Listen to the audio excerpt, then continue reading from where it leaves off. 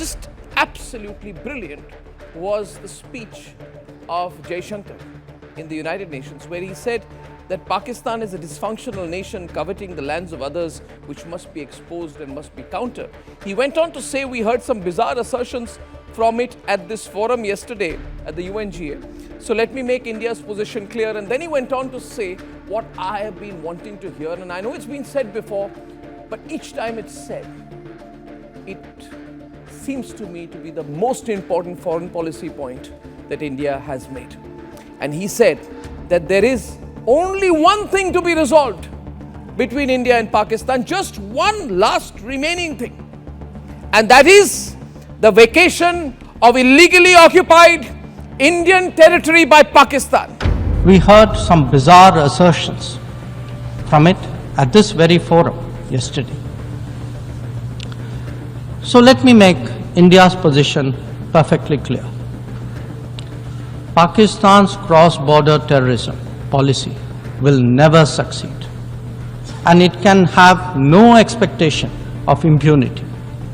On the contrary, actions will certainly have consequences. The issue to be resolved between us is now only the vacation of illegally occupied Indian territory by Pakistan, and of course the abandonment of Pakistan's long-standing attachment to terrorism. That is it. The only thing we must speak to, the single most important thing that remains to be resolved with Pakistan is PoK. So Pak must talk PoK first. There can be absolutely no doubt about it. The Pakistani government has already agreed, and that's what I'll prove tonight.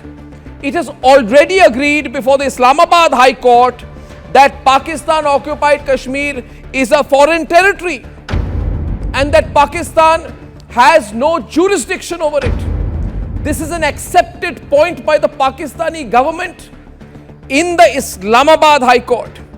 Their own Attorney General has said Kashmir is a foreign territory and judgments of Pakistani courts in PoK appear as judgments of foreign courts. So in other words, previous Pakistani governments have already accepted that PoK they have no jurisdiction over.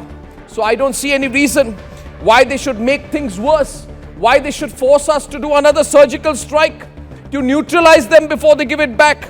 We are all aware of the terrible situation in Pakistan, but are you aware of the terrible situation in PoK? There is no food, no drinking water, no medicines. You know there is very little electricity in PoK.